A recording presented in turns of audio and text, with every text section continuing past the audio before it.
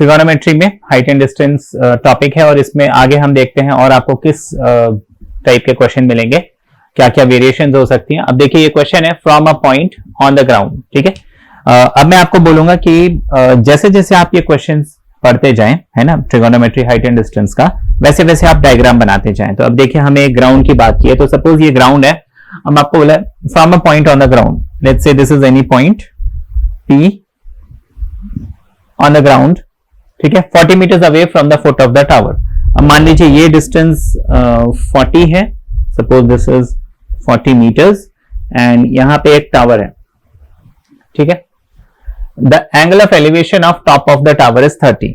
अब इस पॉइंट से जब इस टावर के टॉप को हम देखते हैं तो एंगल ऑफ एलिवेशन हमें 30 डिग्री मिलता है, ठीक है। The angle of elevation of top of a water tank on the top of the tower, माना इस टावर के ऊपर फिर एक और वाटर टैंक भी रखा हुआ है, ठीक है। अब आपको बोला है कि the angle of elevation of top of the water tank, ठीक है, on top of the tower is 45, माना फ्रॉम द सेम पॉइंट, ठीक है, ये अंडरस्टूड है। इसी पॉइंट से जब मैं उस वाटर टैंक को देखता हूं जो उस टावर के ऊपर रखा हुआ है, तो उसका एंगल ऑफ एलिवेशन मुझे 45 डिग्री मिलता है, ठीक है। अब आपको बोला फाइंड, दो चीजें फाइंड करना है, height of the tower, depth of the tank. माना मुझे हाइट ऑफ द टावर, अब देखिए ये यहां से लेके यहां तक, ये तो टावर हो गया, तो इसकी हाइट हम h ले लेते हैं, और यहां से लेके यहां तक ये हो गया हमारा टैंक, है ना। इस टैंक की हमें डेप्थ फाइंड करनी, तो इस डेप्थ को हम सपोज x अज्यूम कर लेते हैं, ठीक है।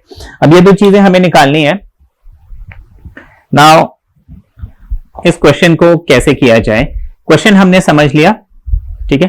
क्वेश्चन पढ़ते पढ़ते हमने क्या है उसका डायग्राम बनाना है, और अगर नहीं समझ में आ रहा है तो उस क्वेश्चन को आप चाहे तो 2 बार या 3 बार पढ़िए, आपको समझ में जरूर आएगा, ठीक है। और जैसे जैसे आपको ये मैं कराते जाऊंगा, मैं बीच बीच में कुछ क्वेश्चंस भी देते जाऊंगा, आप उनको जरूर कीजिए। इस पूरे वीडियो को अगर आप देखेंगे, बीच बीच में मैंने कई सारे क्वेश्चन दिए हैं जो आपको खुद से करने हैं, सो दैट आप को ये कॉन्सेप्ट जो है पूरी तरह से दिमाग में बैठ जाए, ठीक है।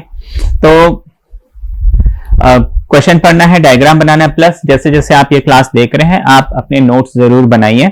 अच्छा, अब हमें यहाँ पे ये डिस्टेंस 40 दिया हुआ, मुझे ये निकालना है, ये निकालना है। अब देखिए मैं इस सिर्फ इतने ट्रायंगल को देखता हूं, सपोज इसका मैं नाम दे देता हूं, let's say this is A and let's say this is B and this is C. तो मैं ये ऊपर वाला पोर्शन अगर हटाता हूं, PAB, इस ट्रायंगल को अगर मैं देखता हूं, तो इसमें हाइट निकालना तो बहुत सिंपल है। देखिए ये h है, ये 40 है, तो unknown quantity upon known quantity ratio हमें मिल जाएगा, जो भी रेशियो मिलेगा उस हिसाब से मैं h जो है निकाल सकता हूं। ये कॉन्सेप्ट हमने समझा हुआ है। तो देखिए पहला काम जो हमें मिल रहा है उसको हम निकाल लेते हैं, ठीक है ना। तो हम लिख लेंगे इन ट्रायंगल PAB,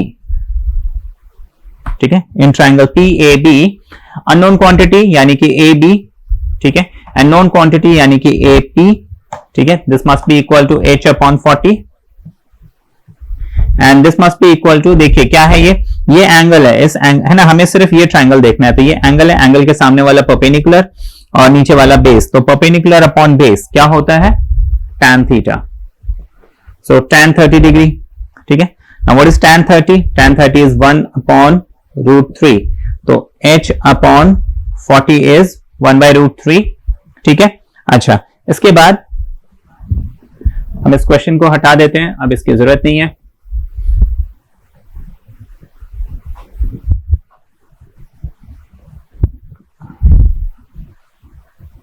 तो h अपॉन 40 इज 1 अपॉन √3, मैं यहां पे कर लेता हूं, तो h इज इक्वल टू 40 इधर क्रॉस मल्टीप्लाई कर देंगे, हो जाएगा 40 इंटू 1 अपॉन √3, फाइन। जिसको कि हम 40, देखिए जब मैं इसको रैशनलाइज करूंगा तो √3 अपॉन √3 लिखूंगा, √3 यहां पे आ जाएगा, नीचे 3 और 3, √3 3 बन जाएगा, तो 40 √3/3 मीटर्स। ये क्या मिल गई हमें, height of the tower, height of the tower मिल गया। अब मुझे इस टैंक की डेप्थ निकालनी है, इसको कैसे निकाला जाए, तो इसके लिए देखिए ये बड़ा ट्रायंगल हम देखेंगे, यानी कि PAC, ठीक है, ये वाला जो ट्रायंगल है, तो उस ट्रायंगल में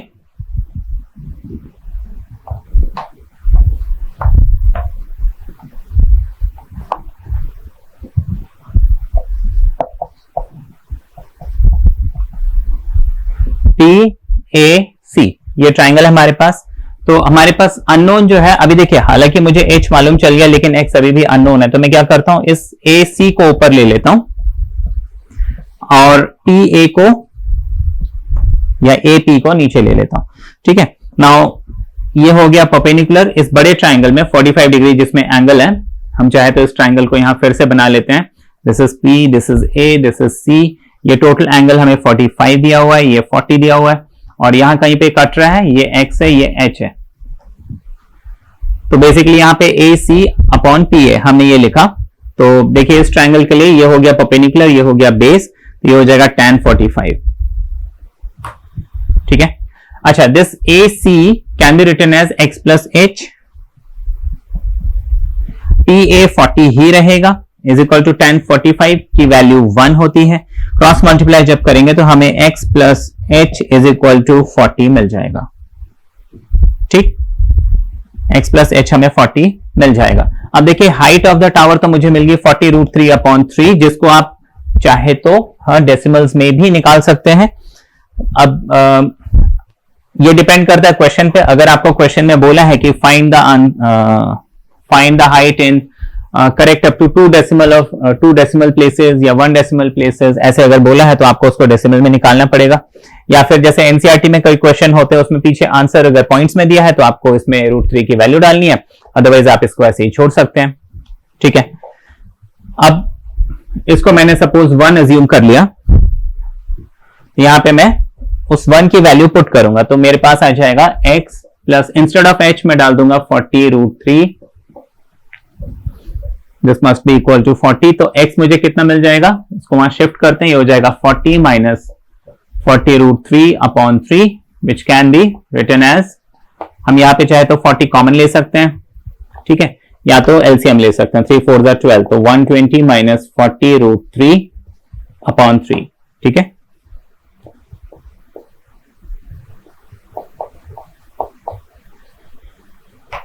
ये मिल जाएगा हाइट ऑफ द टैंक। ठीक है, depth of the tank and height of the tower. अगर डेसिमल में निकालना आप सिर्फ √3 की वैल्यू पुट कर दीजिए।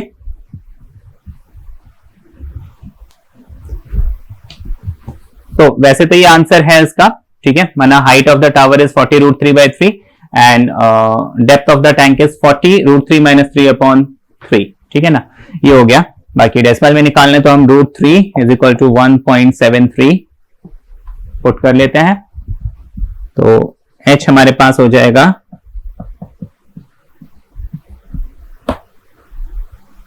तो 0, 4 2 8, 4 3 12,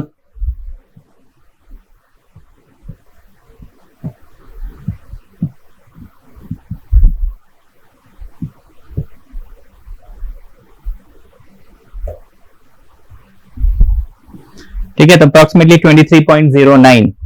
ठीक है, 23.09 मीटर्स हमें मिल रहा है हाइट ऑफ द टावर, जिसको हम राउंड ऑफ करके 23.1 मीटर्स लिख सकते हैं अप्रोक्सीमेटली।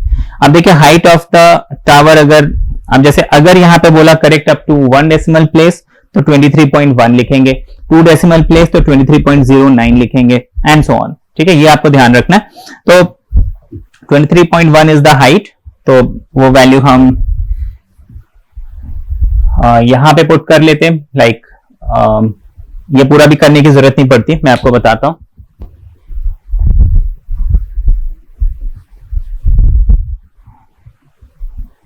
हमें x plus H is equal to 40 मिला था, तो x is equal to 40 minus H मिला था।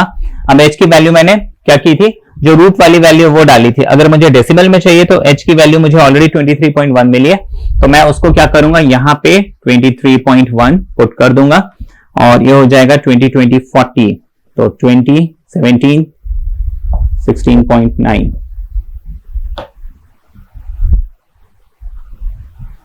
ये हमारा आंसर हो जाएगा। नेक्स्ट क्वेश्चन देखते हैं। मैं आपको आज वैसे क्वेश्चंस ले रहा हूं जिसका डायग्राम एक जैसा हो लेकिन हाँ उसमें वैल्यू कहीं इधर उधर हो। तो अभी मैं आपको बताता हूं। ये क्वेश्चन भी देखिए, a vertical tower stands on the horizontal plane. मैंने आपको क्या बोला, जैसे जैसे आप क्वेश्चन पढ़ते जाएं आप उसका डायग्राम बनाते जाएं। ये प्लेन है, इसमें एक टावर जो है ऐसे वर्टिकल टावर जो है ये खड़ा है। अब आपको बोला है and is surmounted bye a vertical flag staff. ये टावर है और इस टावर के ऊपर एक फ्लैग है, ठीक है, सपोज ये फ्लैग है। अब आपको बोला है कि flag staff of height 5 metres. अब ये जो फ्लैग है माना यहां से लेके यहां तक, इसकी हाइट 5 मीटर्स है, सिर्फ इतने पोर्शन की हाइट 5 मीटर्स है। आपको बोला है at a point on the plane. अब इस ग्राउंड में कहीं पे at a point on the plane, suppose ये पॉइंट हमने ले लिया P, the angle of elevation of the bottom and top of the flag. यहां से मैं इस फ्लैग के बॉटम को देखता हूं और यहां से मैं इस फ्लैग के टॉप को देखता हूं। तो जो बॉटम और टॉप का जो एलिवेशन है, ठीक है ना, तो बॉटम का एलिवेशन, ठीक है, कितना है 30 डिग्री एंड टॉप का एलिवेशन है 60 डिग्री रिस्पेक्टिवली बोला हुआ है। तो ये हो गया 30 and this total thing is 60 degree, ठीक है। अच्छा, अब आपको बोला find the height of the tower. तो टावर हमने किसको लिया था, इसको लिया था, तो मुझे ये h निकालना है। तो ये क्वेश्चन है जहां पे देखिए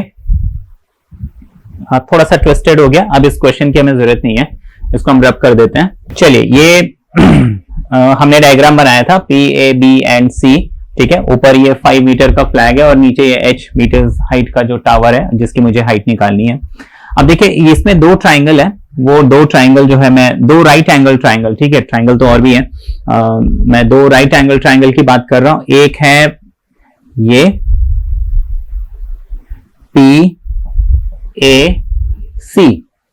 ठीक है, जिसमें एंगल कितना है 60, ठीक है। मैं मतलब बीच की लाइन हटा दूं तो ये 60 डिग्री है और ये वाली हाइट हो जाएगी 5 एंड h, मतलब ये साइड पूरी 5 प्लस h हो गई।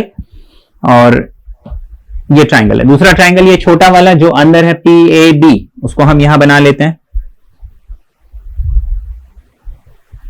Suppose this is P, A and B। ये वाला साइड h है और ये एंगल हमारे पास 30 डिग्री है। दो ट्राइंगल है हमारे पास। अब देखिए ये ट्राइंगल और ये ट्राइंगल है, मुझे क्या करना है कि इन दोनों ट्राइंगल में, अब देखिए यहां पे कंफ्यूजन हो सकता है, लेकिन ये दो ट्राइंगल में आप देखिए कॉमन मेरे पास क्या क्या है। तो सिमिलर ट्राइंगल तो है ही नहीं क्योंकि यहां 60 है, यहां 30 है, ठीक है ना। अच्छा, अब सिमिलर ट्राइंगल की बात छोड़ो क्योंकि ये 60 है तो ये 30 हो जाएगा, फिर हम बोल देंगे हाँ सिमिलर है। तो अभी सिमिलर की बात छोड़िए, अभी यहां पे देखो ये साइड जो है h+5 है और ये साइड जो है सिर्फ h है। दोनों में जो कॉमन है, माना एक ही ट्राइंगल से ये दोनों ट्राइंगल निकले हैं, दोनों में जो ये PA साइड है ना, दोनों में ये साइड कॉमन है।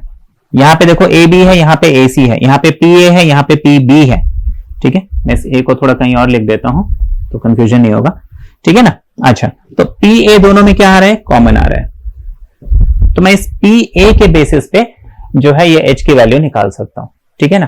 तो मैं क्या करूंगा कि यहां पे, क्योंकि देखिए हमारे पास रूल क्या था, अननोन अपॉन नोन, है ना। Unknown upon known is equal to जो भी रेशियो बनेगा उसको इक्वेट करो और आपको अननोन क्वांटिटी मिल जाएगी। लेकिन यहां पे मेरा अननोन क्वांटिटी जो है वो h है और h को निकालने के लिए देखिए मेरे पास इस ट्राइंगल में इस एंगल के अलावा कुछ तो मालूम है नहीं, लेकिन या तो ये मालूम होता तो मैं h निकाल लेता, या तो जैसे इस ट्राइंगल में देखिए ये मालूम होता तो भी निकाल लेता, ये मालूम होता तो भी निकाल लेता, ठीक है। अब ये तो क्योंकि ये जो साइड है ये इस बड़े ट्राइंगल का हिस्सा नहीं है तो ये निकालने का तो कोई फायदा नहीं होगा और ये निकलेगा भी नहीं, लेकिन ये साइड निकल सकता है।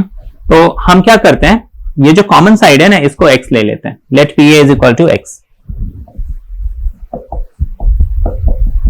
PA इज इक्वल टू हमने x एज्यूम कर लिया। अब इसके बाद देखिए हम बड़ा वाला ट्राइंगल लेते हैं, इन ट्राइंगल PAC। यहां पे देखिए अननोन मेरे पास ये h भी है और x भी है, तो मैं ऊपर किसको रखूं, जैसे अननोन ऊपर रखा जाता था, अननोन जो है नीचे रखा जाता था। देखिए ऐसे तो हम किसी को भी, जब ऐसे सिचुएशन में फंसते हैं हम किसी को भी ऊपर रख सकते हैं, लेकिन अब यहां पे मुझे निकालना क्या है, जैसे यहां पे मुझे h निकालना है तो मैं क्या कोशिश करूंगा, मैं इस h को नीचे रखने की कोशिश करूंगा, ठीक है ना।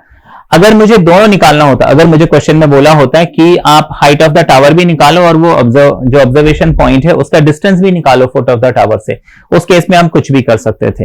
लेकिन अगर मुझे क्या होगा कि इससे मेरा आंसर डायरेक्टली आ जाएगा। जैसे मैं आपको समझाता हूं, मैंने यहां पे क्या किया, PA लिखा, ठीक है, मैंने इस x को अननोन माना, इसको मैंने नीचे इसलिए इसको मैंने अननोन इसलिए माना क्योंकि मुझे h निकालना है, और जो चीज मुझे निकालनी है उसको मैं डिनोमिनेटर में रखूंगा।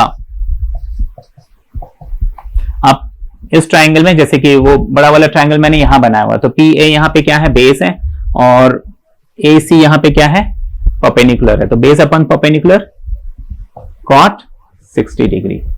ठीक है, तो पी ए, अच्छा पी ए कितना था हमारे पास, पी ए हमारे पास x है, ए सी हमारे पास क्या है, ए सी इज h+5 cot 60, ठीक है ना, cot 60 कितना होता है, तो x is equal to cross multiply करते हैं, ये हो जाएगा h+5 upon √3, let this be question number 1। ठीक है, ये हो गया।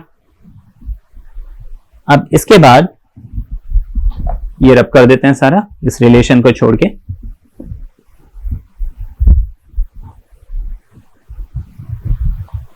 अब हम छोटा वाला ट्राइंगल देखते हैं, इन ट्राइंगल PAB, ठीक है ना, इन ट्राइंगल,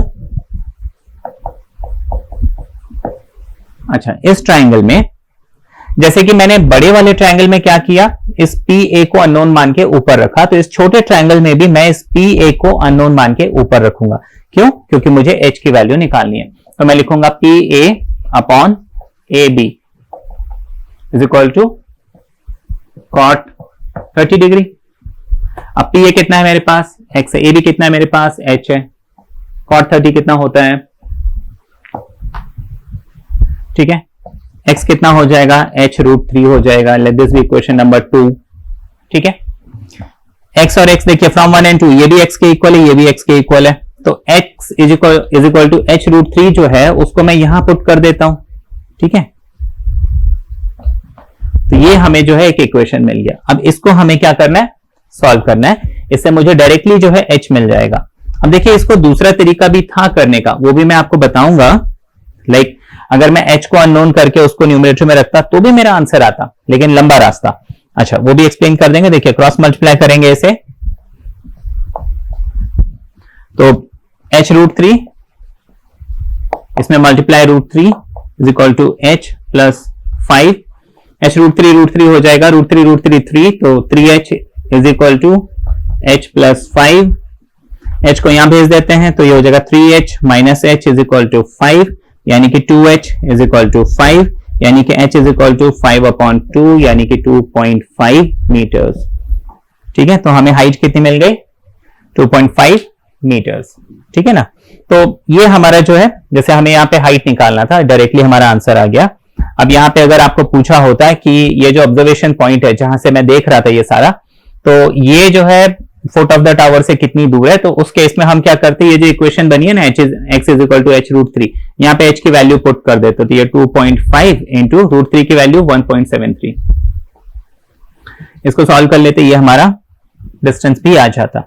अब देखिए जैसे कि मैंने आपको बताया कि इस क्वेश्चन को हम अदर वे राउंड भी कर सकते थे, लेकिन मैंने आपको क्या बोला कि हमेशा जो चीज निकालनी है ऐसे सिचुएशंस में, जब दो ट्राइंगल्स बन रहे हो, जो निकालनी हो उसको आप नीचे रखिए। ठीक है ना, ऊपर रखने से भी आंसर आएगा, लेकिन वो प्रोसेस लंबा हो जाएगा। कैसे, मैं आपको यहां पे समझाता हूं। मान लीजिए मैं यहां पे लाइक इन ट्राइंगल PAC मैं लिखता AC अपॉन PA या AP, ठीक है ना, AC अपॉन AP, ये हो जाता tan 60। अब AC कितना है मेरे पास, h+5 है, PA कितना है, x है, इज इक्वल टू tan 60 कितना हो गया, ठीक है, तो h+5 is equal to x upon √3, tan 60, I am sorry मैंने वैल्यू गलत डाल दी, ये हो गया। अच्छा अब हम लेते हैं ट्राइंगल, लेते हैं PAB, ठीक है ना, PAB, इस ट्राइंगल में भी मैं क्या करता, AB अपॉन AP लेता, यानी कि h अपॉन x, तो क्या बन जाता है ना, AB अपॉन AP, ये बन जाता tan 30 डिग्री, ठीक है ना। तो इसको मैं tan 30 लिख लेता। tan 30 कितना होता है 1/√3। तो h upon X is equal to 1/√3, तो h हमारा हो जाएगा x/√3, ठीक है। h हो जाएगा हमारा x/√3। अब क्या होता कि h की वैल्यू x/√3 में यहां पुट करता है इक्वेशन 1 में, तो हो जाता x/√3, यहां पे x/√3 plus 5 is equal to, ये हमें मिल गया, ठीक है ना। अब मैं क्या करता कि इसको वहां भेज देता, तो 5 इज इक्वल टू हो जाता है x√3 माइनस x/√3, ठीक है। तो ये क्रॉस मल्टीप्लाई करते ये हो जाता है x√3 इंटू √3, 3 बन जाता, तो 3x माइनस x/3√3, ये हो गया।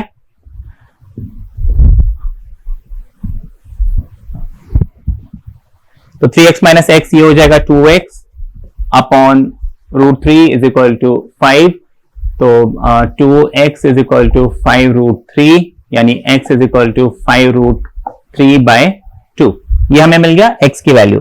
अब इस x की वैल्यू में क्या करूंगा, यहां पे जैसे इस इक्वेशन में h आ रहा है ना, यहां पे पुट करूंगा, तो मुझे h कितना मिल जाएगा, h is equal to x की वैल्यू क्या 5√3/2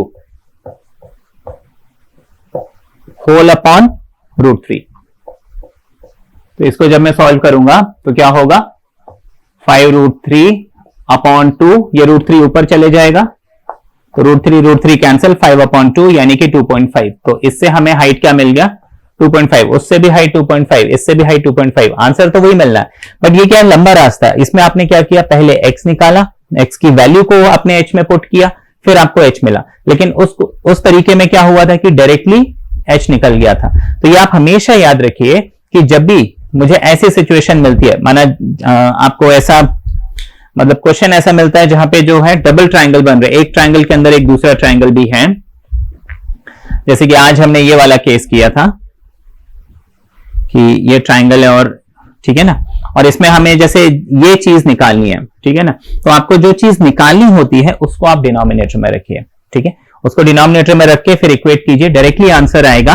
न्यूमरेटर में रखने से भी आपने अभी देखा आंसर आ रहा है, लेकिन स्टेप जो है थोड़े से बढ़ जा रहे हैं, प्रोसेस थोड़ा सा लंबा हो जा रहा है, थोड़ा सा कंफ्यूजिंग भी हो जाता है कभी कभी, ठीक है। तो आज हमने इस टाइप के ट्रायंगल के क्वेश्चन समझे। नेक्स्ट हम और भी इसमें जैसे कि एक इस टाइप का ट्रायंगल भी बनता है, वो भी हम समझेंगे, और भी इसमें क्या क्या वेरिएशंस हैं क्वेश्चन में वो हम देखेंगे। तो आई होप ये आपको समझ में आए, कोई कंफ्यूजन है आप पूछ सकते हैं। तो ये 2 क्वेश्चन है आपके सामने जो मैं चाहूंगा कि आप करें, और आपको अगर कोई दिक्कत आती है तो आप जरूर बताइए। वैसे तो ये बन जाना चाहिए, अगर आपने आज की पूरी वीडियो देखी है ये दोनों क्वेश्चन आपको बन जाएंगे। क्वेश्चन नंबर 1 है, vertical tower stands on a horizontal plane and is surmounted by a vertical flagstaff. At a point on the plane 70 meters away from the tower, an observer notices that the angle of elevation of the top and the bottom of the flagstaff are respectively 60 degree and 45 degree. Find the height of the flagstaff and the tower. फिर दूसरा question है, on a horizontal plane there is a vertical tower with a flagpole on the top of the tower at a point 9 meter away from the foot of the tower. The angle of elevation of top and bottom of the flagpole is 60 and 30 respectively. Find the height of the tower and the flagpole.